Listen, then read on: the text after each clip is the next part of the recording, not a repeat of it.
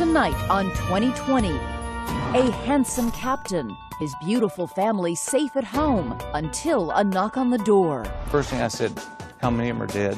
You cannot look at that crime scene and not have the word madness come up.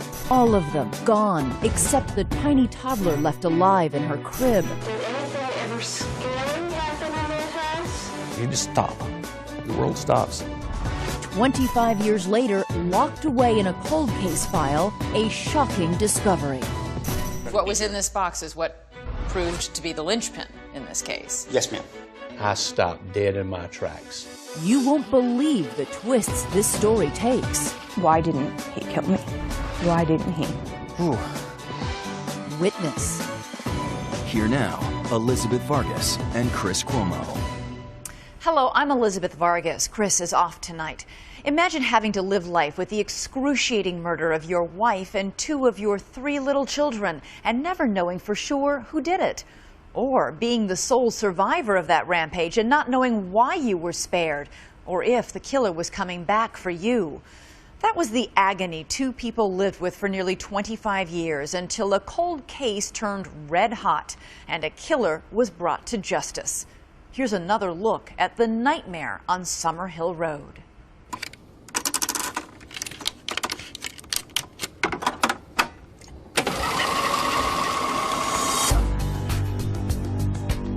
The murder of a military wife and 2 of her young daughters in 1985 was still making headlines in Fayetteville, North Carolina this year.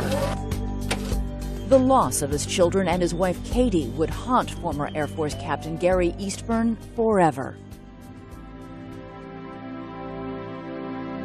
Katie had captivated him from the moment they met. It sounds stupid, but you talk about love at first sight. That was Katie. We got married. Then I went in the Air Force. 11 years after his romantic dreams came true, Gary supervised air traffic control at North Carolina's Pope Air Force Base, right next to Fort Bragg.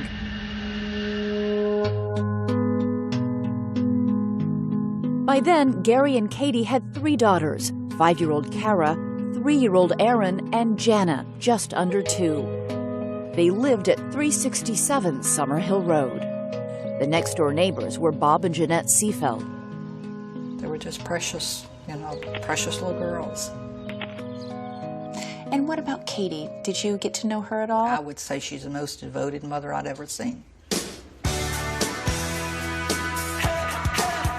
In the spring of 1985, the #1 song was Don't You Forget About Me by Simple Minds. It was featured in The Breakfast Club, a big hit at the movie house. Ronald Reagan was in the White House. That spring, Katie Eastburn was nearing the end of a 10-week training course at Maxwell Air Force Base in Alabama, 500 miles from home. Family matters, like putting their dog Dixie up for adoption, fell to Katie, who had been alone with the girls for 2 months. She and Gary stayed in touch by writing letters in a time before email and cell phones. And every Thursday night, Gary called Katie from the barracks payphone. But one Thursday night in May 1985, that pattern was upended. That was the night I called her and she didn't answer the phone. She had never missed the Thursday evening phone call. No. Unable to leave his military post, Gary says he frantically called home for 2 days and nights. By Sunday morning, Mother's Day, the neighbors were also concerned. After noticing the Eastburns' newspapers were piling up, they went next door to investigate. Rang the doorbell and didn't get any answer. Sounded like a baby was crying. The Seafelds called authorities, and sheriff's deputies, when they arrived, broke into the locked house. They found 21-month-old Jana in her crib, crying, dirty, hungry, and thirsty. Police handed her to the waiting neighbors. So I just laid her down in my bathroom on the rug there, and I changed her. I grabbed an old T-shirt, and I just put that on her. Then I went to the kitchen table with her, and I had a glass of milk. And so I started giving it, but she would put her hands around the glass and just try to force it you know, because she was so thirsty, you know. Her little teeth were really black from, I guess, dehydration. An ambulance was called for Jana. Doctors say she was only hours away from death. But she was the lucky one. Back inside the Eastburn house, everyone else was dead. Her mother and her two sisters had been murdered in their beds.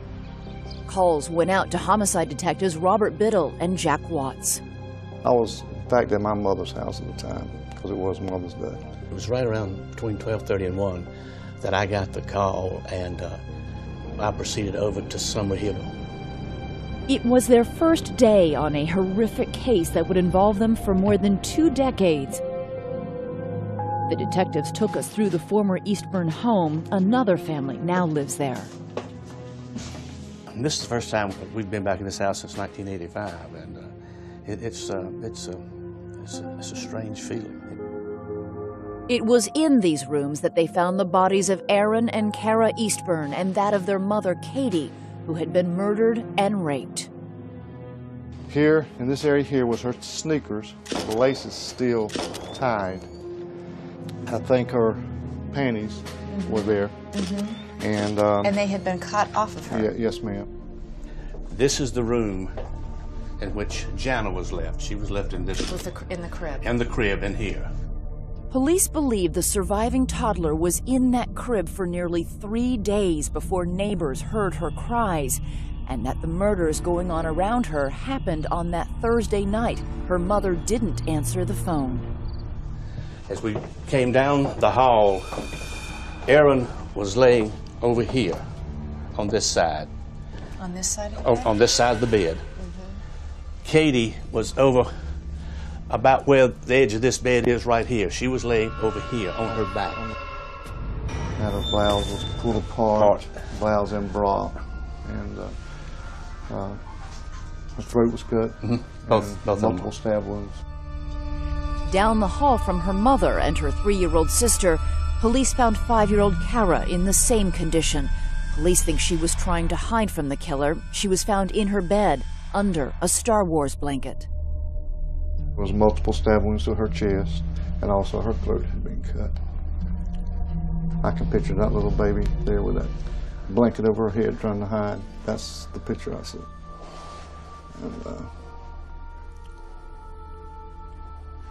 And,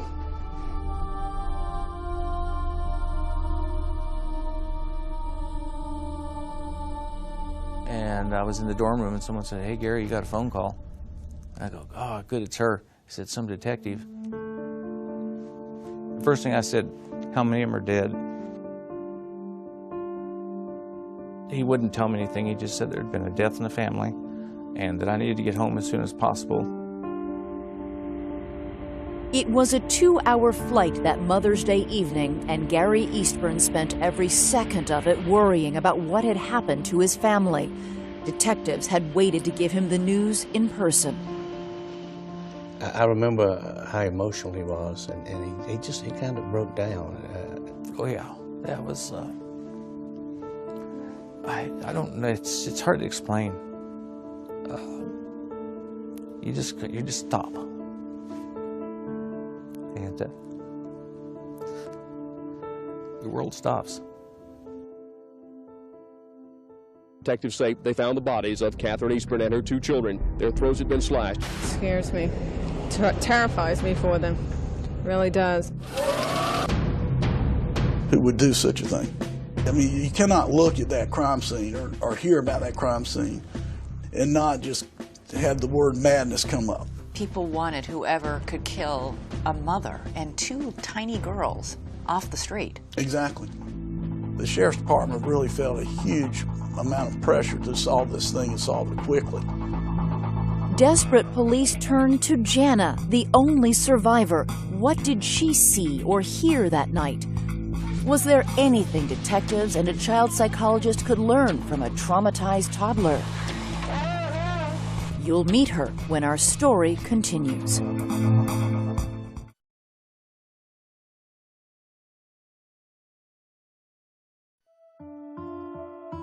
Whoever killer murdered Gary Eastburn's wife and 2 of his daughters, mysteriously spared the youngest child, Jana.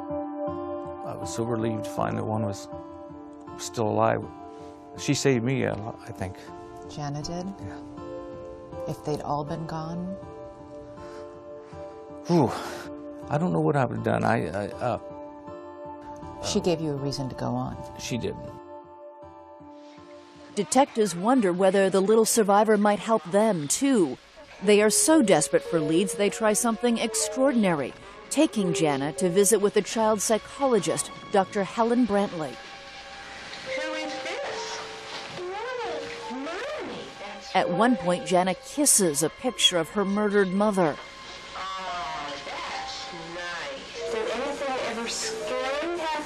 As deputies videotape, the doctor delicately probes for any memories of that night, and there are some.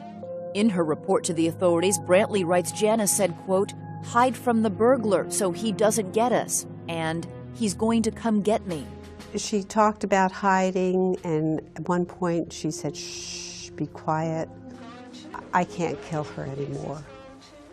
So she heard things. Brantley says the child probably heard the killer but could not identify him. She was just too young to help. 25 years later, this is Jana Eastburn. I don't remember anything at all. But it must be a burden of its own. It is. It's really hard for me. I feel like I'm like disconnected from it.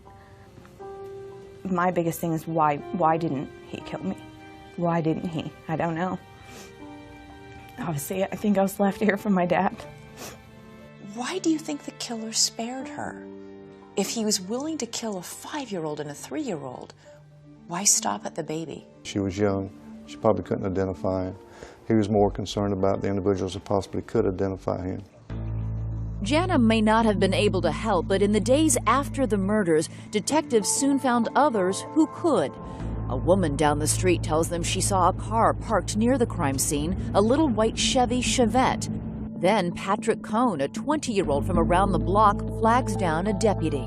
Say, look now. The investigation was later depicted in a television movie, Innocent Victims, based on a book by journalist Scott Wisnant. Man coming out, now he was carrying something like that. Sunday night, a young gentleman named Patrick Cohn said, "I saw somebody leaving the house about 3:30 that morning."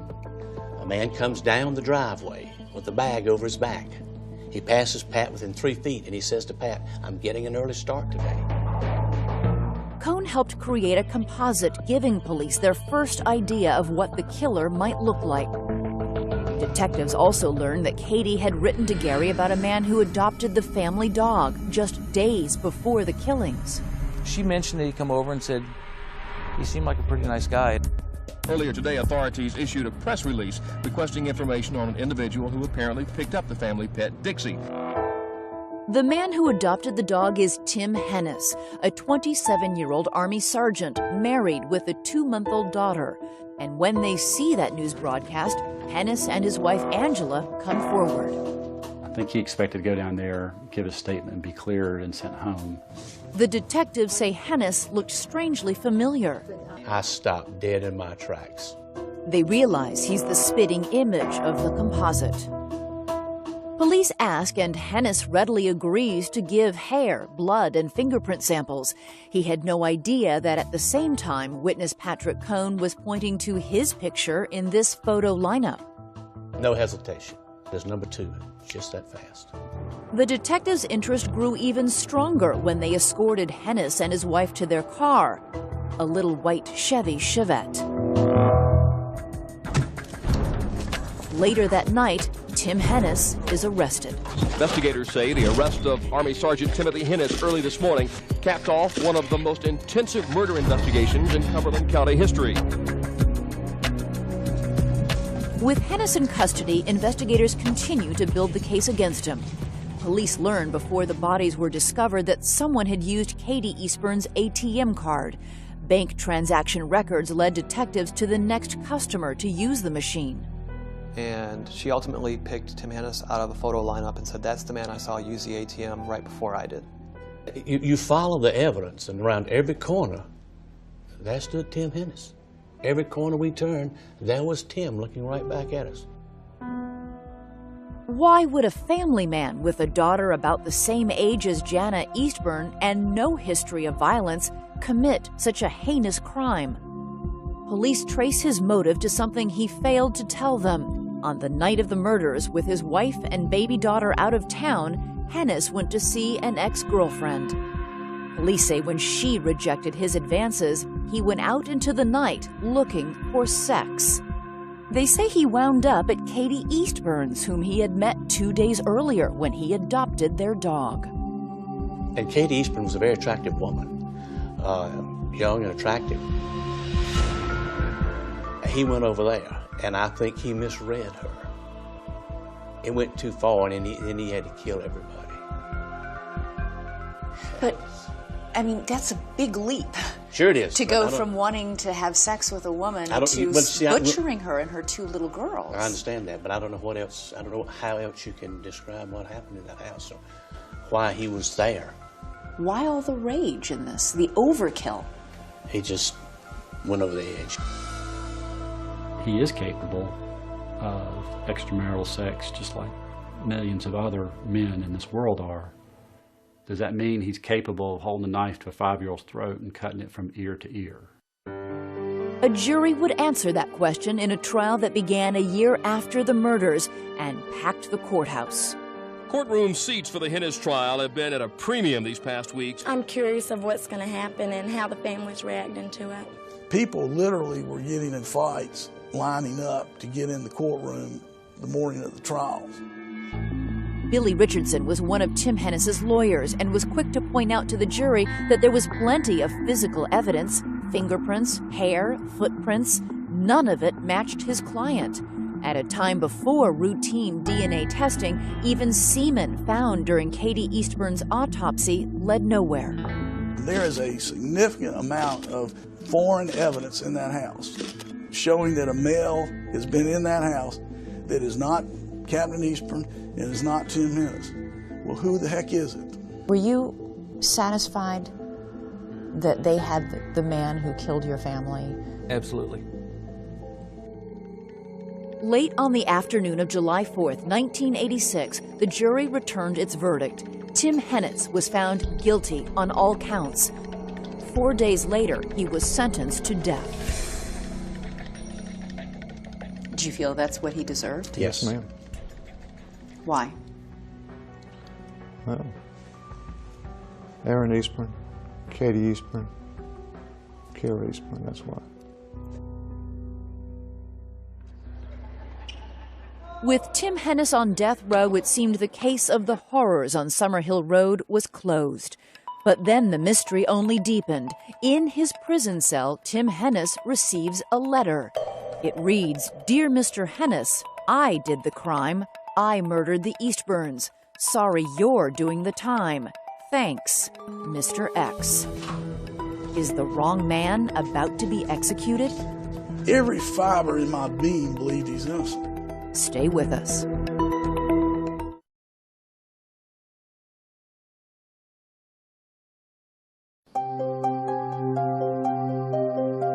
A Fayetteville, North Carolina jury had given the evil that happened on Summerhill Road a name. And it was Tim Hennis. Hennis lawyers feel the jury's decision was based more on emotions rather than the evidence in the brutal murders of Catherine Eastburn and 2 of her children.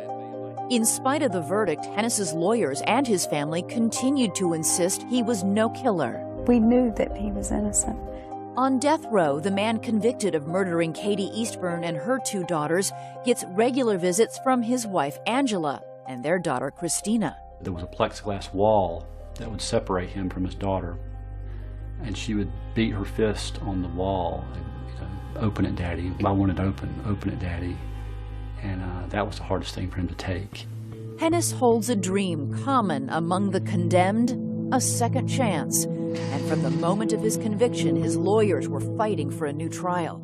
I'm sitting there with a man that is on death row, and I think in large measure to my inadequate representation of him.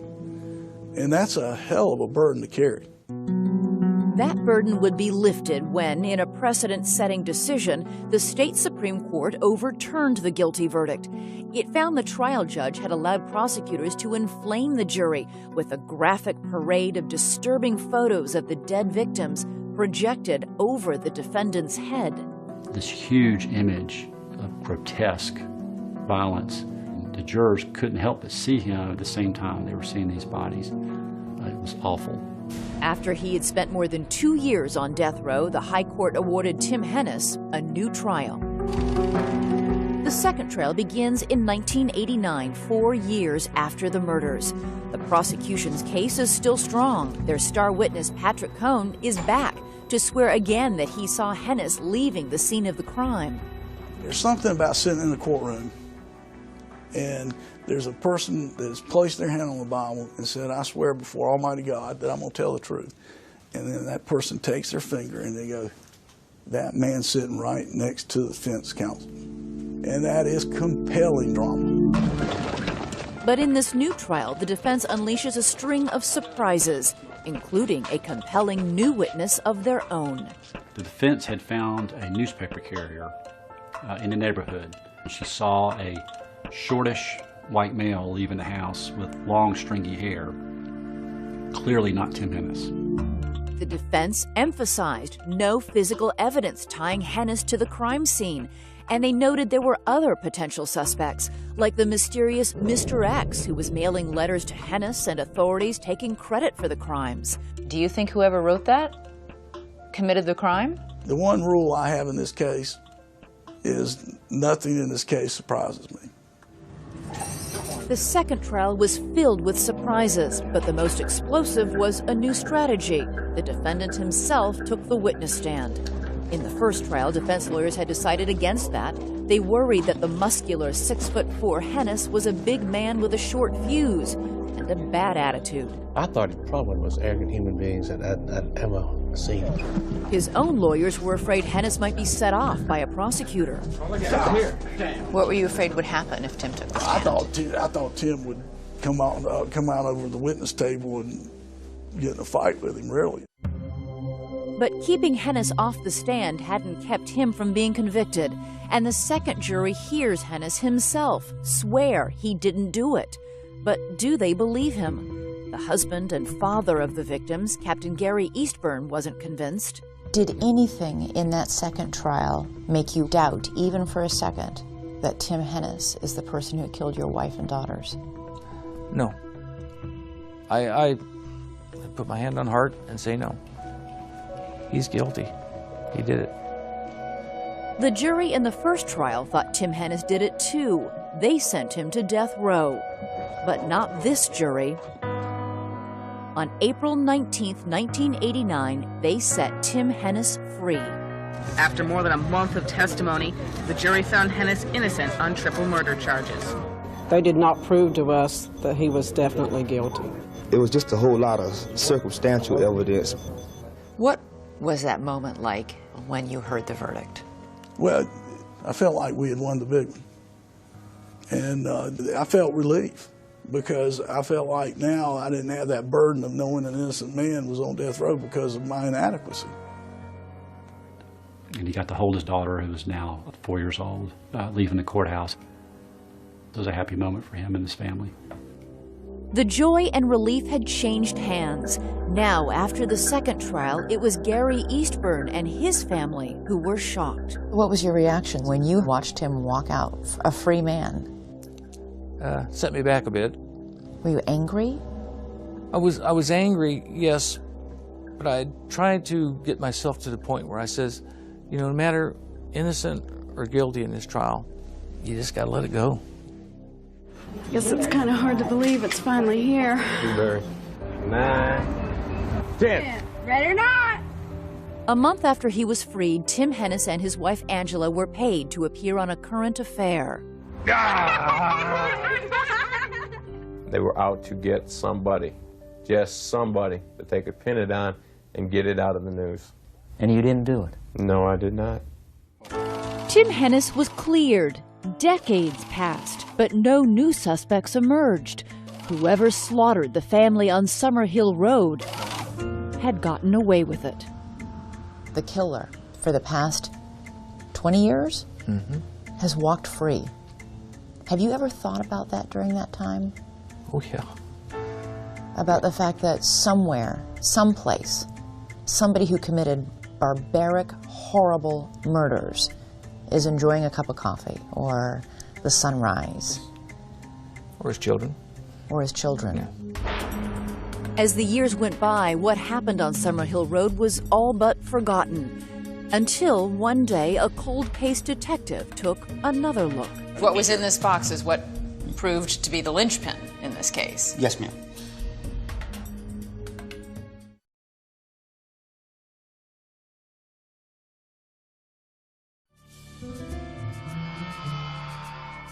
What happened on Summerhill Road would haunt two families for more than 2 decades.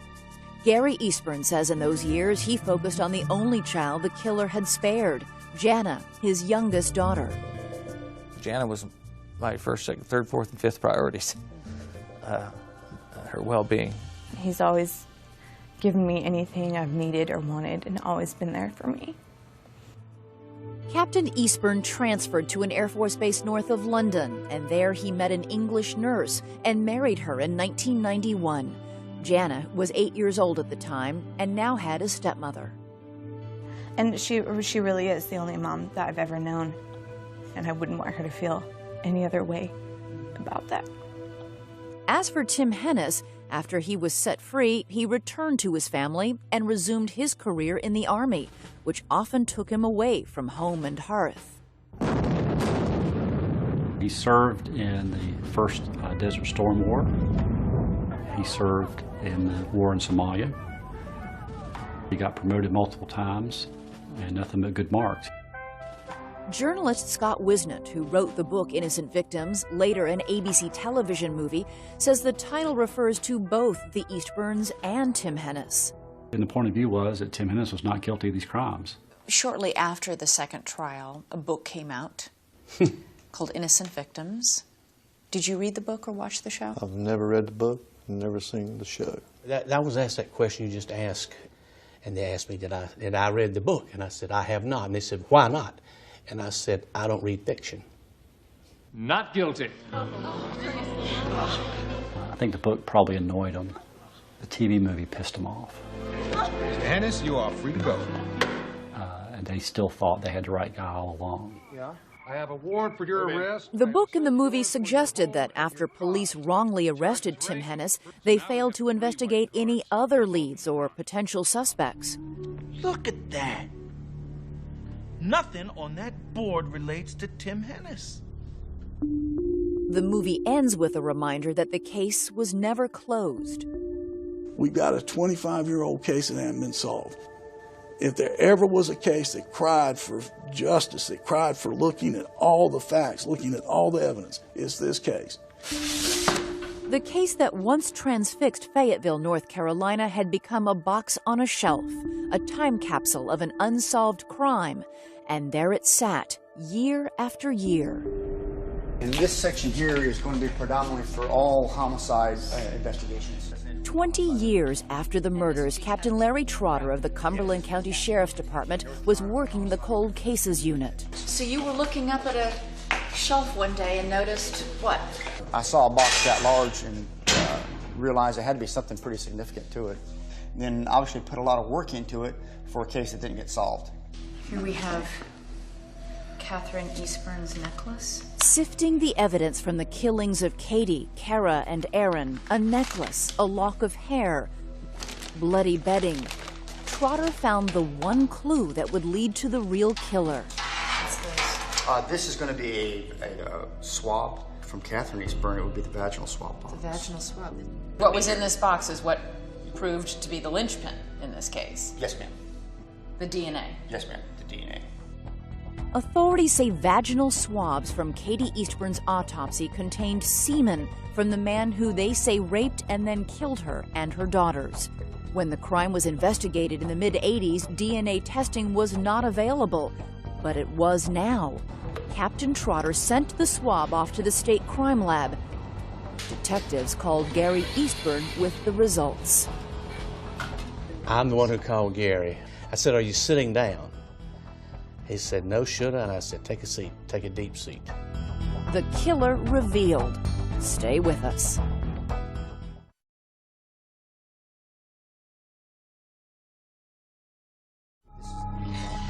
A cold case detective found the clue that would finally solve the 25-year-old mystery of the Eastburn murders. It had been there all along. On the swab that went in here. Hidden in the DNA of semen the killer left inside Katie Eastburn after raping her. With a certainty of 1 in 12,000 trillion, crime technicians identified the man. A lab person calls me, a young lady in her late 20s who was probably about 4 years old when this occurred. She said, I have a hit on your Hennis case. He said, whoa, who is it? She said, well, it's him. He said, him who? She said, it's Tim Hennis. That's his DNA. Tim Hennis, the man who had been acquitted 20 years earlier, cleared of a terrible crime. The case had come full circle, back to the very man detectives had first suspected. What did you do? I just wanted to jump up and scream. I was so happy. It was vindication. It was vindication. Exactly. But Hennis's supporters, including former defense attorney Billy Richardson, say they're not convinced by the new evidence. The science in this case says that Tim Hennis, his sperm was found inside Katie Eastburn. Not necessarily. But what could anybody do to a sperm sample to make it? Try contamination.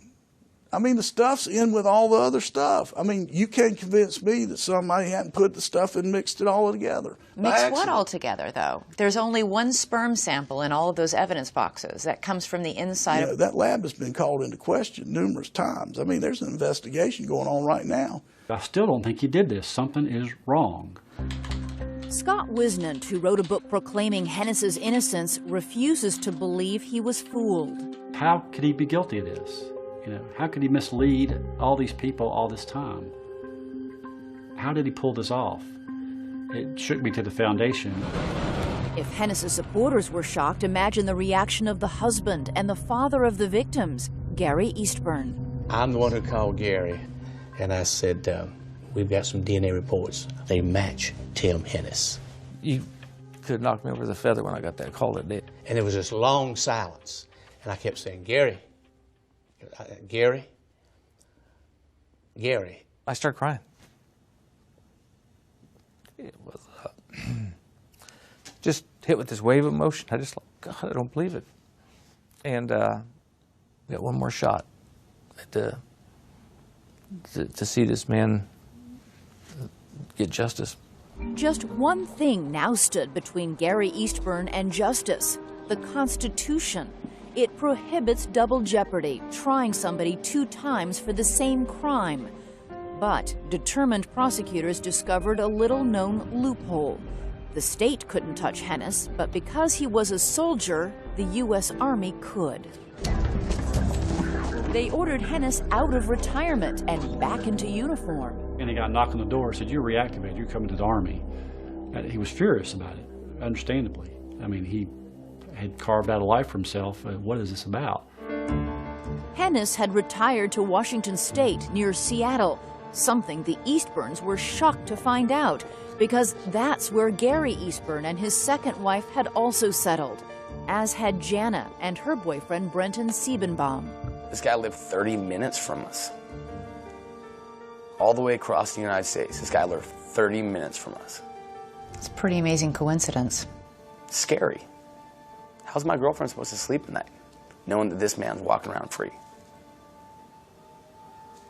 That's hard. My biggest fear always was that seeing him or knowing that he was anywhere near me, and so obviously when we found out that he lived in the Northwest, that was like really shocking towards me. That was my one thing I never wanted to happen. But Hennis would soon be leaving the Northwest. The Army had ordered him back to Fort Bragg.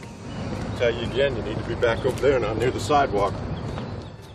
After 2 decades of freedom, Tim Hennis would be tried again for the same crime, this time in a military court-martial. For the 3rd time, Tim Hennis is fighting for his life. If convicted, he could again face the death penalty. I'm living in America, and I'm sitting there going, 3rd trial. What's wrong with this picture? If you look at the Constitution, it says there shall be no double jeopardy. It doesn't say jurisdictionally. Lawyers for Hennis tried to get a federal court to intervene on the issue, but failed. The court-martial would go forward. And in this third Hennis trial, there would be a new witness, Jana, the little survivor, all grown up and determined to testify. I just want them to know how it's affected my life, and that how it's affected my dad's life, and how I feel like I've been robbed of half of my life, half of my family.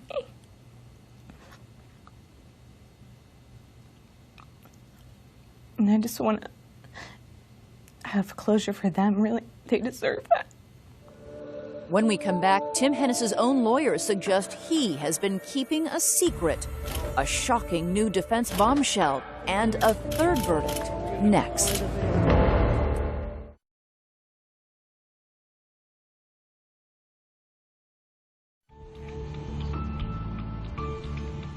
Spring 2010, the long search for justice leads here, the military courthouse at Fort Bragg, North Carolina. At 52, Tim Hennis is no longer the fit young sergeant first arrested in 1985. His daughter, Christina, a little girl during her father's first trials, is now 25 and pregnant with her second child. But some things have not changed. Hennis's wife, Angela, is still by his side, and Tim Hennis insists that he is innocent. They love him as a husband, as a father, as a grandfather now. Frank Spinner, Hennis's lawyer at the court-martial, argues that the facts of his client's life do not paint the portrait of a man who could kill a mother and two little girls. How could a man who's led such an exemplary life be the same man who committed these murders?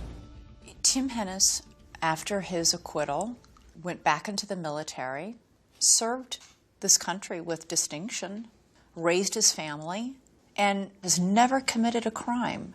And yet on one single night, you're going to have this episode where you slaughter a woman and her two little girls?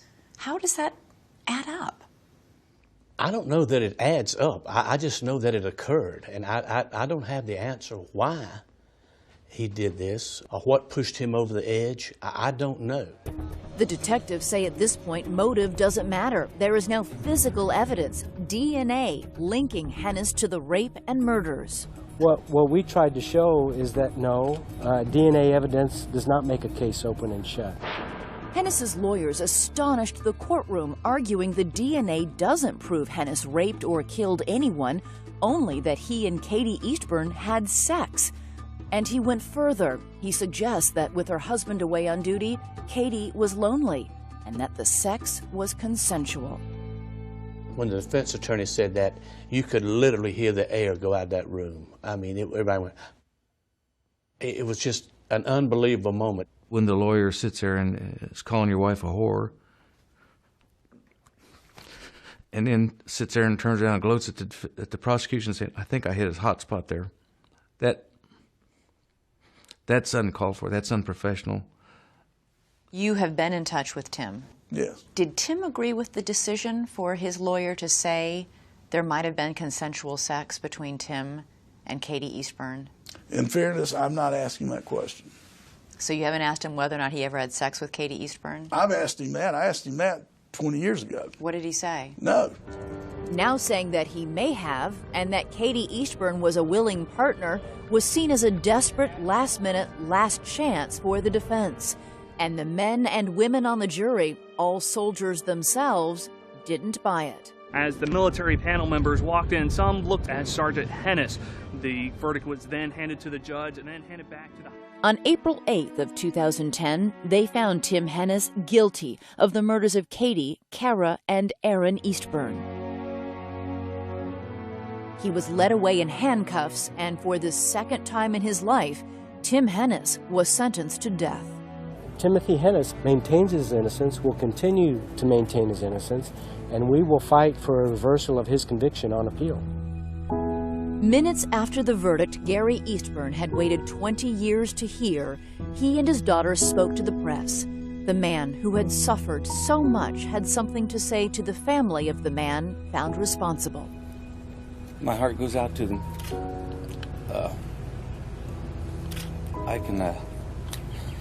can certainly relate to the pain they're feeling.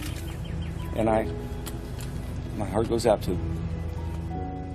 For the Hennis family, the case will go on.